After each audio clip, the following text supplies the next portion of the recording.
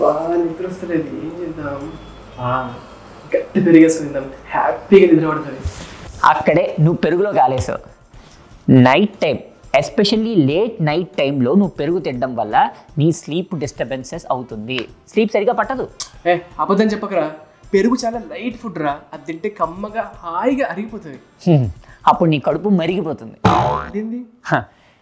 కర్డ్లో fat content చాలా ఎక్కువ ఉంటుంది, అది అరగడానికి చాలా టైం పడుతుంది. ఎందుకంటే నైట్ టైం నీ మెటబాలిజం అనేది తక్కువ ఉంటుంది కాబట్టి అరగడానికి చాలా టైం పడుతుంది. దానివల్ల ఎక్కువ యాసిడ్స్ ప్రొడ్యూస్ చేయాల్సి వస్తుంది, యాసిడిటీ కూడా వచ్చే ప్రమాదం ఉంటుంది.